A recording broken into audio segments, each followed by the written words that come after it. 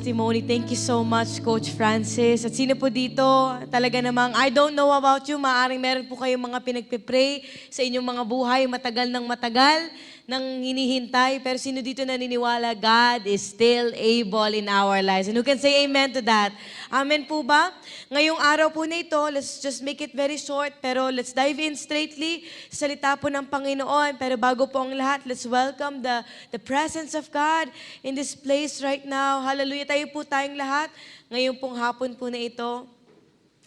Let's just thank God for who He is. Let's thank God for His faithfulness and goodness in our lives. Hallelujah, hallelujah, Jesus. Lord, maraming salamat po sa araw po na ito na yung binigay sa bawat isa po sa amin. We thank you, Lord, because you are the God who answers. You are the God who listens. You are the God, Lord, who hears us, who hears every cry of your people. And Lord, today, as we dive in, as we meditate upon your word for us today, Lord, panalangin namin ang bukas na puso.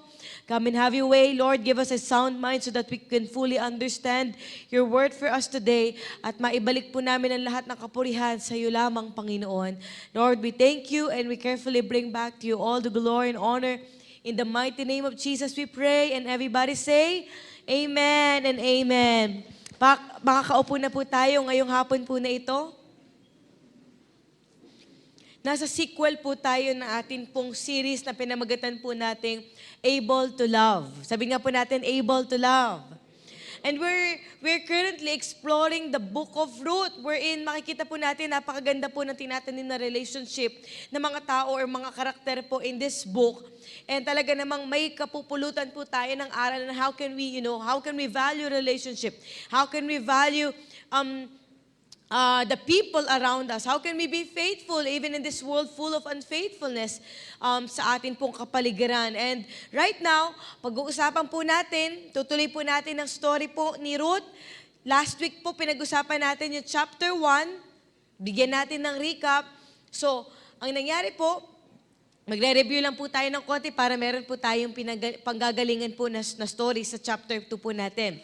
Alala niyo po, yung buong pamilya ni Naomi, from Bethlehem po sila, tapos dahil naranasan po nila yung taggutom, nag-decide ang kanyang asawa na si Elimelech, na sila po ay pumunta sa Moab dahil dumadaan na po sila sa taggutom, and during that time, ang Moab po ay tumataas ang economic status. So silang lahat po, buong pamilya niya, si Naomi, kanyang asawa, dalawang nilang anak, lumipat po sila sa Moab.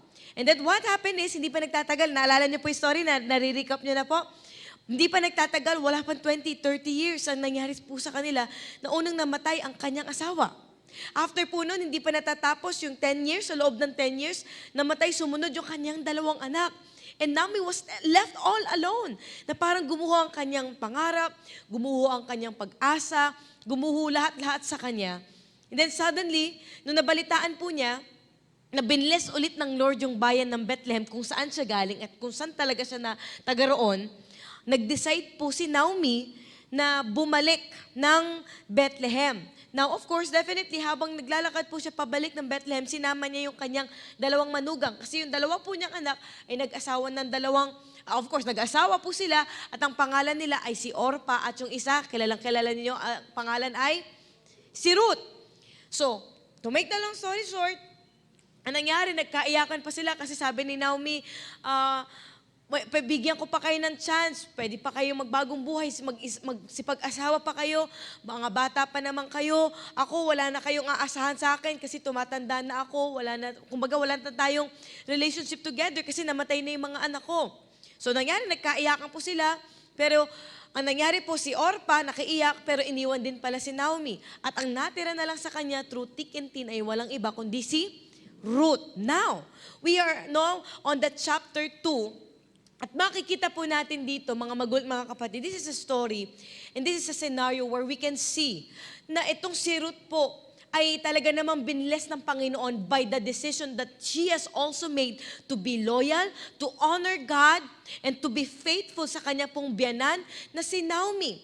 Makikita po natin, pag-uusapan po natin ngayong hapon po na ito ay pinagmagatan po nating Searching for Love. Are you searching for love for this month of February po? Sino po dito naghahanap ng pag-ibig? Hallelujah. Tignan mo nga yung mukha ng katabi mo, mukha ba naghahanap ng pag-ibig yan? Yung iba po sa inyo, some of us are preparing for a Valentine's date. Nako, alam niyo po kanina umaga nagtatapi ka na yung mag-asawa, sabi nila, saan mo ako dadalhin? Saan mo ako dadalhin? Di ba? Nagre-ready na po tayo. Why? Because nowadays, a lot of people tend to search for the love that they want. And they will try their best. Gagawin po nila ang lahat na kanilang makakaya. Mahanap lang yung hinahanap-hanap nila. Kaya nga, na-create po ito based on this statistics, courtesy po ni Coach Beth Del Rosario. Alam niyo po, based on this statistic, nagkaroon po at na-formulate itong mga tinatawag natin na dating apps.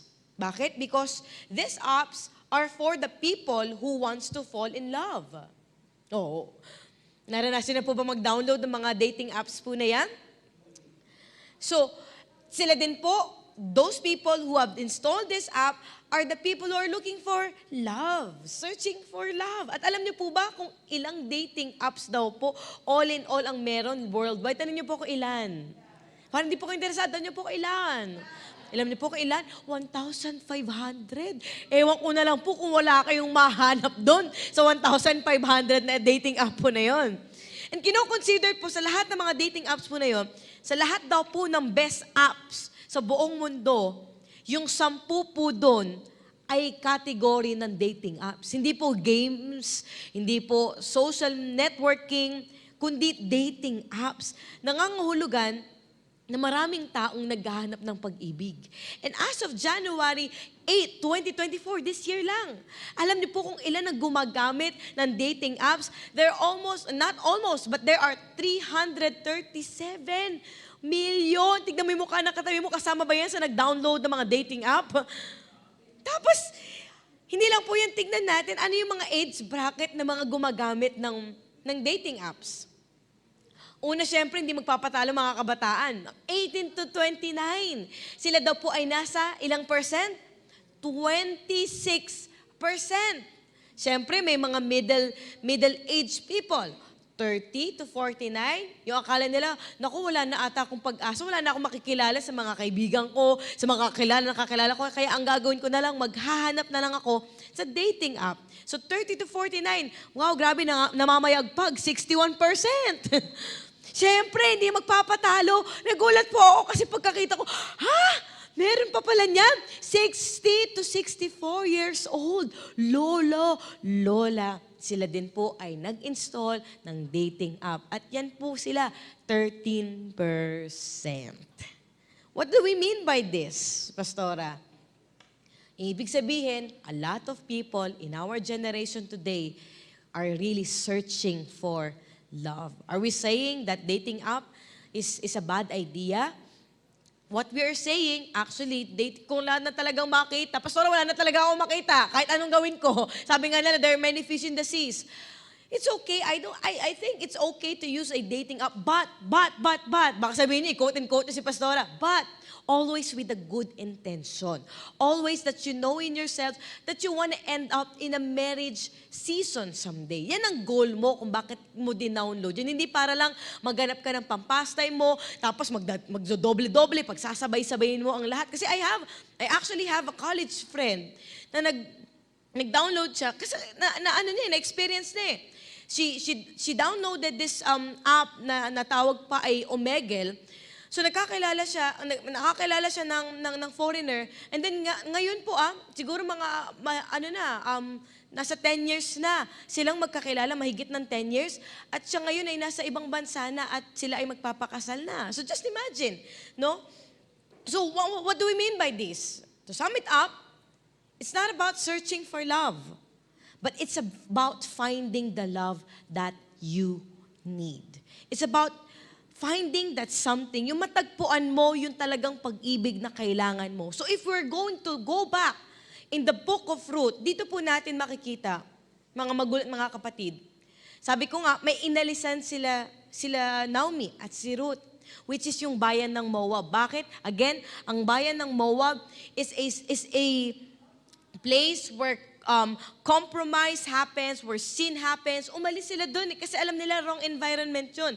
And it is truly indeed true na kapag umalis ka sa mawag ng buhay mo, matatagpuan mo ang blessing ni Lord sa Bethlehem. Bakit bumalik sila? Alam ni Naomi, nandun ang blessing ng Panginoon. Nung narinig niya, hey, I'm gonna decide, babalik ako ng Bethlehem. So tingnan po natin, tunghayan po natin all together. If you have your Bibles with you, if you have your notes with you, kindly open it with me in Ruth chapter 2. Tignan po natin. At dito po natin, madidiscover, dito po natin makikita yung pagtatagpo at unang pagkikita ni Ruth at saka ni Boaz. Ayan. Madalas nating naririnig pagka-usapang love month, na paano nagkatuluyan itong dalawa na ito. Pero tingnan natin, what happened first? Ano nangyari sa kanila? At paanong itong si Ruth, na walang kamalay-malay, ay natagpuan niya yung pag-ibig and the most unexpected love that she could ever find in her life. Yun dahil nagsimula kang lumakad sa tama, it is definitely the time where you will experience the blessing in your life. Ang ganda kasi, nung akala po nila na nawala na sila ng pag-asa, lalo po si Naomi, gumuho na ang kanyang pangarap, gumuho na yung kanyang kinabukasan, nung nagsimula pong mag-decide si Elimelech na umalis po doon, nadamay po sila, lalo si Naomi, nadamay siya. But, salamat dahil bumalik po sila, nag-decide sila na bumalik, and there was indeed a blessing in disguise through the man named Boaz. Sabi nga po natin, Boaz. Tignan po natin in verse 1. Sabi po dyan, ngayon, ang asawa ni Naomi na si Elimelech, ang ibig sabihin ulit ng Elimelech ay, my God is King. Meron daw po siyang kamag-anak, sabi doon, ay may kamag-anak na sobrang yaman at ginagalang. Ano daw po ang kanyang pangalan? Boaz. Kita po ninyo? And dito pa lang, pagbungad pa lang po ng chapter 2, we can see here how the Bible defines who Boaz was during that time.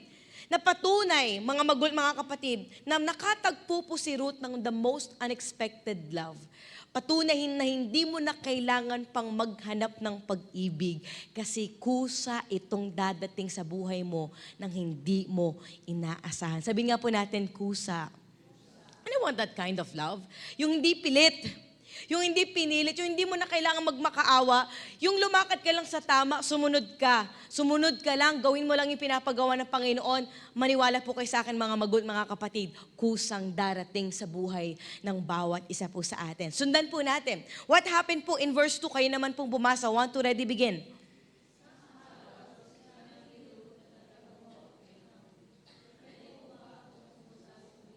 At mamulot ng mga wheat and barley na naiwan ng mga, siguro naman. Ano po sagot ni Naomi? Sumagot si Naomi, sige anak. Ano po mapapansin natin dito? Pagdating po nila sa Bethlehem, dali, ang ginawa po ni Ruth, humingi siya ng permiso kay Naomi. Now, take note of this. Si Ruth ang may kakayanang magtrabaho sa kanila kasi sabi nga ng Bible, si Naomi ay tumatanda na during that time. Pwede naman, on the other side, sa perspective ni Ruth, pwede na lang niya sabihin kay Naomi na, oh Naomi, dahil ako yung may mas kakayanan na magtrabaho, labas ako, maghanap ako ng trabaho, diyan ka na lang, mamahinga ka na lang. Pero hindi, makikita po natin dito, nagtanong pa rin, nagsik pa rin ng approval. Si Ruth kay Naomi, sabi niya, Naomi, pwede ba? Pwede ko bang gawin to? Pwede ko pang gawin yan? Just imagine mga kapatid, nandun na sila sa lugar, foreign land yun para kay Ruth. Hindi siya taga doon taga Moab talaga siya. Bago sa kanya ang lahat, but yet, she was always asking for Naomi's approval as a sign of her dedication, as a sign of her loyalty. No, Ruth, Naomi, patutunayan ko sa'yo, sabi ni Ruth, patutunayan ko kung gaano ko ka-loyal sa'yo at ka-dedicated sa'yo. Kung sino ang Diyos mo, yun din ang magiging Diyos ko. Kung saan ka naroon, doon din ako naroon. Kung saan ka aalis, doon din ako aalis. Nandiyan po ba tayo? Yung bang hindi siya gumagawa ng decision without the advice and without the counsel of Naomi. Hindi siya gagawa ng move without the guidance of Naomi. Just imagine, dahil nandun na sila sa place of harvest, hindi pa pwedeng walang magkayod sa atin, at hindi niya po hinayaan na si Naomi pa yung gumawa ng mga yon. Ang ganda ng karakteristik ni Ruth. Hindi lang siya loyal, Hindi lang siya faithful, kundi isa din po siyang responsable and hardworking woman na hindi po alintana yung kahihiyan. Bakit po? Kasi during that time, sa custom po ng Judah, dahil nasa under po ng Judah ang Bethlehem, during that time po, na kapag ikaw po ay nakita ng tao o ng people ng Bethlehem during that time na namumulot po ng harvest, ano po sabi ng Bible? Tignan po natin. In Leviticus chapter 19 verses 9 to 10. Tignan po natin ang sabi ng Bible. Pag nag-harvest na kayo sa lupain, ano po sabi? Huwag niyong i-harvest ng sagad hanggang dulo ang bukid nyo. Huwag niyo ring balikan yung mga natirang butil na di nasama pagkatapos yung mag-harvest. Halimbawa, yung may na-harvest kayo na isahan, tapos may mga nalaglag. Sabi ng Bible, huwag niyo nang pulutin yun, huwag niyo nang sagarin. Bakit daw? Sabi doon, verse 10, huwag niyo ring simutin yung ubasan nyo o balikan yung mga nalaglag na grape sa puno. Iwan nyo yon para saan? Para kanino daw po? Para sa mahihirap at sa mga dayo. Ako si Lord na inyong Diyos. Not only that, in-emphasize po yan in Deuteronomy chapter 24, 19 to 22. Kayo naman pong magbasa. 1 to ready, begin.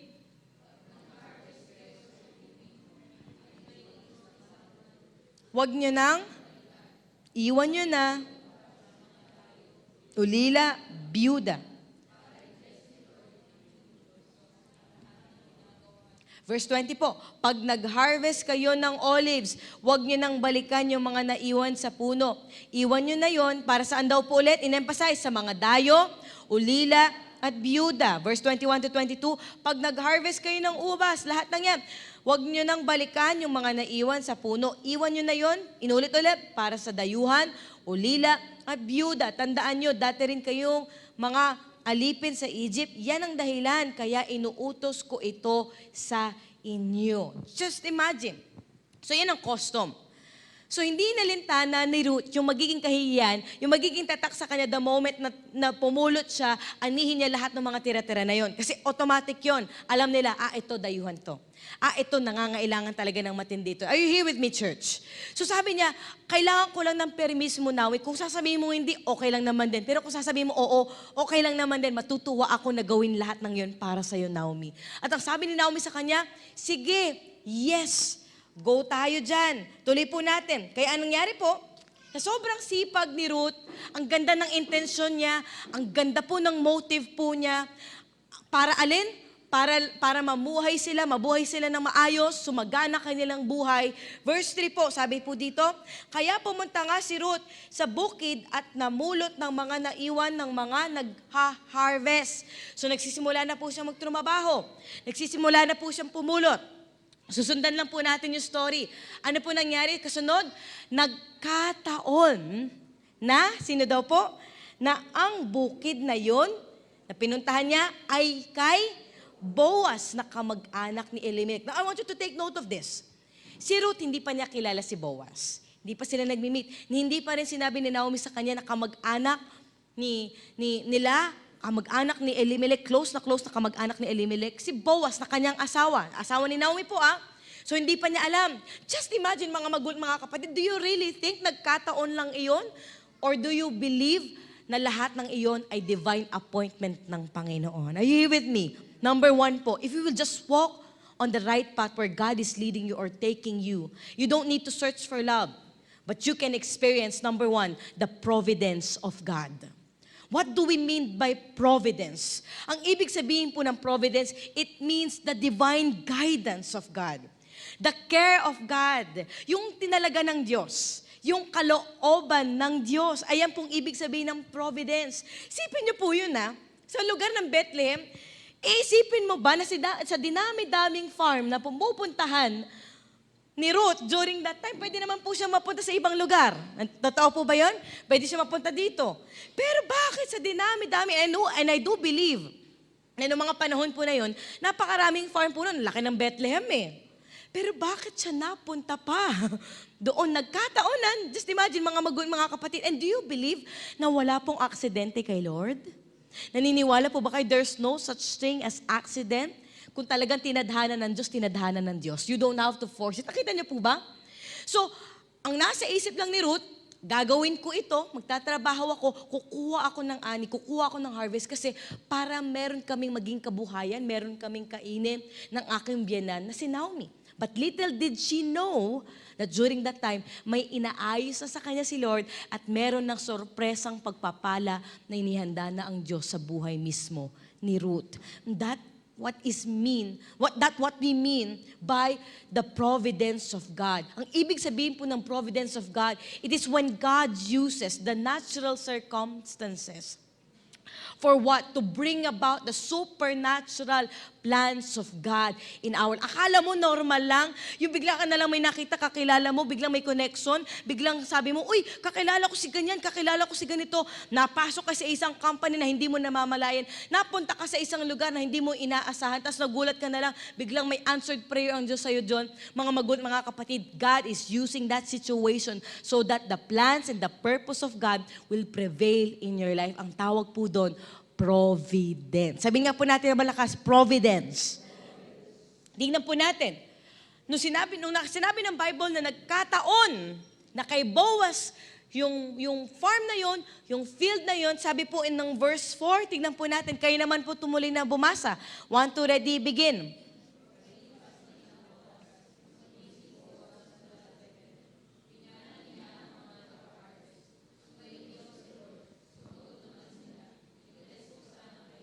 Ayan na. So, dumating na si Boaz. Nasusundan niyo po yung story? Dumating na si Boaz. Isipin niyo po, nandun po kayo, nanonood kayo ng mala Korean noveleng pagkikita ni Ruth at saka ni Boaz.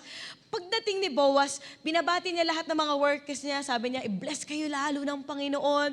Tapos sumagot din lahat ng mga workers niya, kayo din po, i-bless din po sana kayo ni Lord. Eto na, pagdating ng verse 5, nung makita ni Boaz si Ruth, natanaw niya, just imagine, mayaman po ito si Boaz.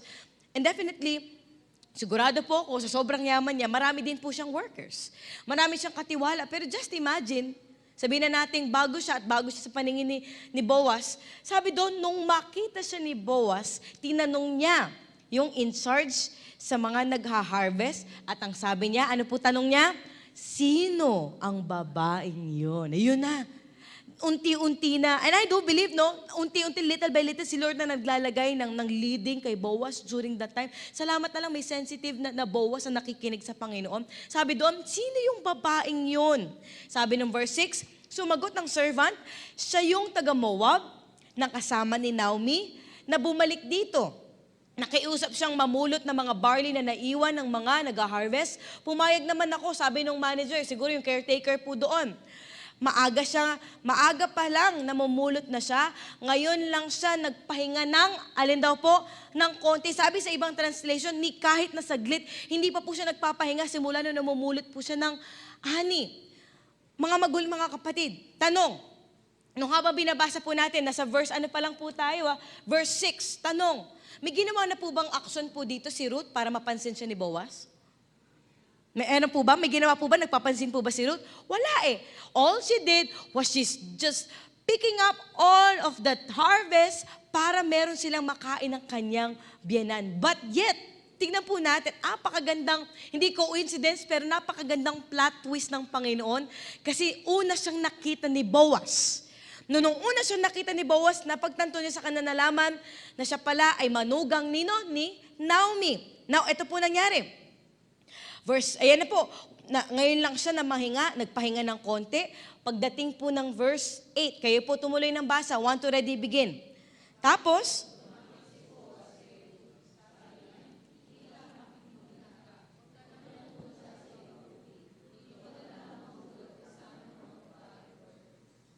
kita po natin. Now, ano pong unang napansin ni Boaz? Bakit po nakot ang attention ni Boaz kay Ruth? Una, of course, definitely dahil isa siyang faithful sa Panginoon, faithful siya sa Diyos, loyal siya sa kanyang pamilya. She is a hard worker woman during that time. Kaya niyang trabahuhin para lang sa ikabubuhay ng kanyang pamilya. And she honors God morally. So, anong nangyari? Lumapit siya. Ito na. May ginawa po ba ulit si Ruth during that time? Wala. Ang unang lumapit, sino po? Si Boaz. So, nung unang lumapit si Boaz sa kanya, ang sabi sa kanya, ito pang banggit, iha. Sa ibang translation, my child. I don't know kung ilan ang age gap nila, pero iyon ang trato ni Boaz kay Ruth during that time. Sabi doon, huwag ka nang pumunta sa ibang bukid. Dito ka na lang mamulot kasama ng mga baba. Just imagine mga kapatid. You know what? While I was reading this passage, sabi ko, Lord, salamat. Paano na lang kung hindi sila lumakad at hindi sila bumalik sa Bethlehem? Saan po kaya pupulitin itong si Ruth at saka si Naomi? But just imagine, mga kapatid, lumakad ka lang ng tama, kahit na hindi mo pahanapin yung pag-ibig na hinahanap mo sa mundong ito, si Lord nang bahalang tumadhana at si Lord nang bahalang maglagay ng plot twist sa buhay ng isang taong lumalakad ng tama sa Panginoon. So what did she experience? She did not only experience, number one, yung providence ng Panginoon, but here in this passage, makikita po natin yung ginawang number two, protection sa kanya ni Boaz. And I do believe that God use the life of Boaz to protect Ruth and even Naomi. Sabi doon, instead, pwede niya sabihin, alam mo marami ng workers dito, Ruth, doon ka na lang sa ibang farm. Doon ka na lang magtrabaho kasi dito gusto namin maayos pa and all. Hindi eh. Sabi niya, dito ka na lang. Tapos sabi doon sa verse 9, sige, tignan mo kung saan sila nag-harvest. Tapos ang gawin mo, sabi ni Boaz sa kanya, tapos sundan mo sila.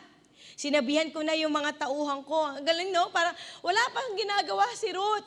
Pero sabi ni Boaz, sinabihan ko na yung mga tauhan ko na tratuhin ka ng tama. Alam ko, ngayon lang tayo nagkita. Pero, you know, napapansin niyo po ba, meron ng may special treatment na dito. Totoo po ba? Sabi niya, Ruth, alam kong bago ka lang dito, pero may concern ako sa'yo. Hindi ko alam bakit, pero si Lord ang naglalagay ng pakis sa puso ko para sabihin ito sa'yo. Sabi ko na sa mga tauhan ko, tratuhin ka nila ng tama. At nasabi doon, at pag nauhaw ka, uminom ka lang ng tubig mula sa mga banga. Saan ka naman nakakita? Isang mayamang tao, pinaka-boss. Tapos, yung bagong, alam niyo po yun, bihira lang po kayo makakita ng ganon. Yung pag-welcome, wow, special pa no? Hindi ka lang, usually makakarinig lang kayo, makakakita lang kayo, isang malaki yung orientation, tapos magsasalita yung pinaka-head. After nun, tapos na, pero ito iba eh. Yung pinaka-head ka na, tapos inabot ka, na ikaw lang, tapos may special treatment, sige na, okay lang yan, uminom ka kung gusto mo uminom, magpahinga ka kung gusto mo magpahinga. Ang tawag po doon, protection, mga magulang, mga kapatid. Andiyan po ba tayo, mga magulang, mga kapatid? Amen po ba? May kausap po ba ako dito? And then suddenly, doon lang po, napansin ni Ruth si Boaz. That's the only time, nung pagkausap ni Boaz kay Ruth, doon lang niya napansin at nakilala si Boaz. At ang sabi po niya kay Boaz, verse 10, dumapa si Ruth sa lupa bilang paggalang. At tinanong niya si Boaz, Boaz, bakit ang bait niyo? O, di ba? Tinanong niya si Boaz, bakit ang bait niyo naman po sa akin? Hindi naman po ako taga rito. Bakit sa dinami-daming tao? Bakit ang bait mo sa akin? Posible po ba that during that time, meron din silang mga kasamang iba pang mga taga-outside, mga foreign people, foreign workers during that time? Kaya nagtataka si Ruth bakit ang bait mo sa akin? Di rin siguro alam ni Boaz bakit ganun, but it's all by the leading of God through them. Andiyan po ba tayo, Light Church family? Kaya sumagot po si Boaz, verse 11, tuloy po ninyo ang basa. Sumagot si Boaz,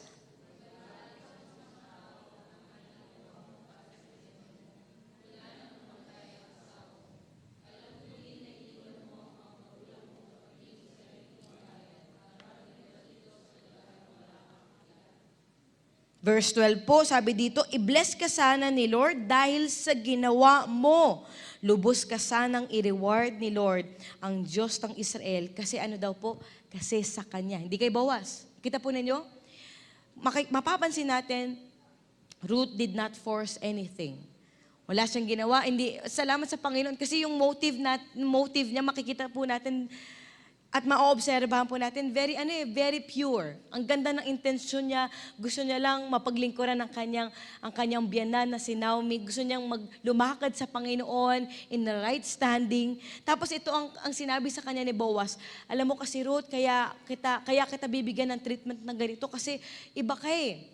Alam niyo po, out of all, which is bihira lang. Bihira ka lang makakita ng ganong tao. Totoo po ba yun?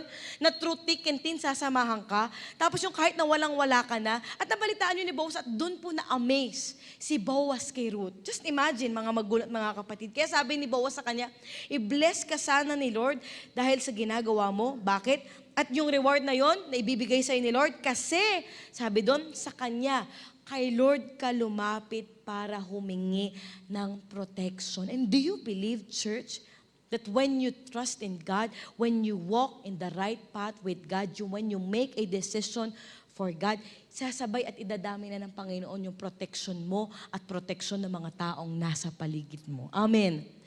And the last part, ito na po, tapos na po ako. Verse 13, sumagot po si Ruth sa kanya, thank you po napakabait niyo po sa akin. Ang ganda ng mga sinabi ninyo kahit hindi ako kasama sa mga workers niyo. Napakabait niyo sa akin. And dito, little by little, wala pa pong aminan dito. Hindi katulad sa mga ibang mga palabas na nakikita natin, biglang may sarang heyo. Di ba? Nagkakaaminan na. Pero dito wala pa. Pero makikita mo lang, it's just a pure intentions. Pure motive na nagkakakilala lang sila, pero they all, makapapansin na natin, admire na nila yung isa't isa. Nakikita po ba natin? Na-admire una ni Boaz si Ruth dahil sa kanyang ginawa, sa kanyang actions. Na-admire ni Ruth si Boaz dahil sa kabaitan ni Boaz. Tapos ito na, pagdating po ng verse 14, kayo po, ituloy po niyo ang basa. Want to ready begin?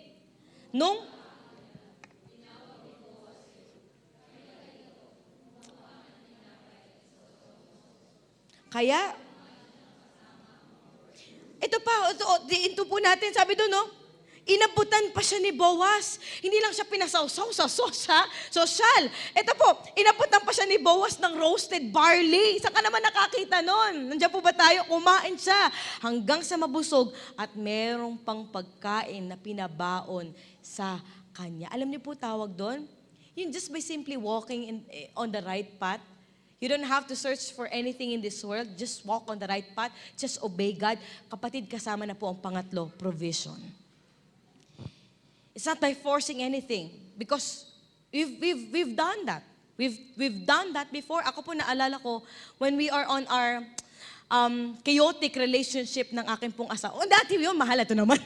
Dati yun. I mean, sa mga iba na nakakaalam po sa inyo, most of you know this.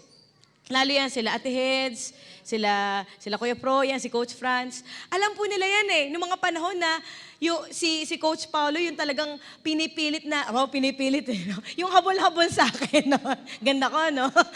Yung talagang inaano niya, parang ayusin na natin to ganun. Ako, hindi pa ako ready during that time Yung alam mo lang na parang, it was not the right timing during that time. Tapos nung ako naman, gulo po, no? Nung ako naman, yung nakarealize, sabi ko, siya na pala talaga yung tinadhana sa akin ni Lord. Nung kailan na-realize ko na siya pala yung nilaan na talaga sa akin ni Lord, that was the time, pinipili niya ng maging masaya sa piling ng iba. Sakit. Yung para bang hindi magkatagpo yung timeline ninyo, we were trying our best. Pinilit namin ng pinilit, we tried to work things out, pero hindi mangyari Pero alam nyo, nung sinimula naming tagal, pero nung sinimula namin isurrender parehas, as in, parehas kami, hands up. Parehas namin sinurrender, Lord, ikaw na bahala. Maayos. Kung hindi, okay na lang din. Yung ganun, Lord, pero ikaw ang bahala kung ano pong kalooban mo, yun ang mangyari. Little did we know na si Lord na pala talaga yung nag-aayos ng lahat-lahat sa buhay namin. And now, happily, though hindi happy ending pero alam niyo po yun, yung kahit buhay mag-asawa, there's always a fight and battles. But salamat sa Panginoon kasi alam ko siya yung tinadhana talaga sa akin ni Lord. And that was a wonderful thing because totoo nga po talaga yon na kapag talaga nagsimula kang sumunod sa Panginoon, nagsimula kang sumunod sa leading ng Panginoon, sa Diyos na minamahal mo at minamahal ka, hindi papayag ang Diyos na hindi niya itatama lahat ng mali sa buhay mo. Ganun po nangyari kay Ruth Nagsimula silang mali Bakit? Andun sila sa lugar na lugar ng kasalanan. Nandun sila sa lugar ng punong-puno ng compromise. Nandun sila sa lugar na okay lang gawin to, okay lang gawin yan. Salamat na lang merong Naomi na tumayo, nanindigan, hindi babalik tayo. Tapos dinamay niya si Ruth. Wow, I love how it ended. Kasi Yung agenda naman talaga ni Ruth ay para lang maglingkod sa Panginoon, lumakad sa tama. Pero salamat sa Panginoon kasi yung at the back of her heart, at the back of her mind, Lord, alam mo naman yung desire ng puso ko, pero lalakad pa rin ako sa'yo. Pero si Lord na talaga nag-ayos ng lahat sa buhay niya. Kasama na yung providence. Kaya napakahalaga po na hindi tayo umaalis sa providence ng Panginoon. Ibig sabihin, hindi tayo umaalis doon sa care and yung guidance ng Panginoon sa buhay natin. Kasi kapag umalis tayo sa kalooban ng Diyos, sa buhay ng bawat isa po sa atin, doon lang naman nagsisimula maging chaotic ang lahat sa buhay po natin.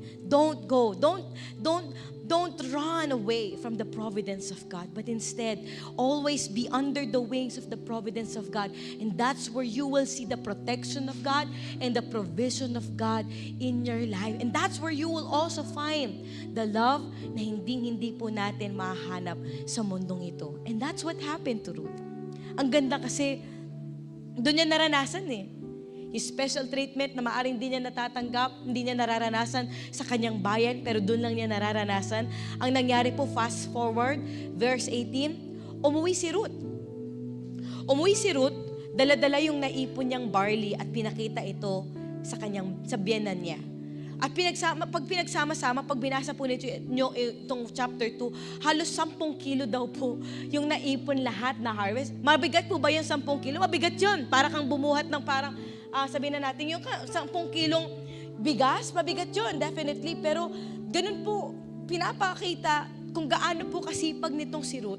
At excited siya, sinare niya sa kanyang binan. Sabi niya kay Naomi, alam mo ba, Naomi, napunta ako dito sa farm na ito, dito ako napunta, at napakabait nung may-ari nung farm na yon. Tapos nagtataka si Naomi, sino ba yung may-ari nung farm?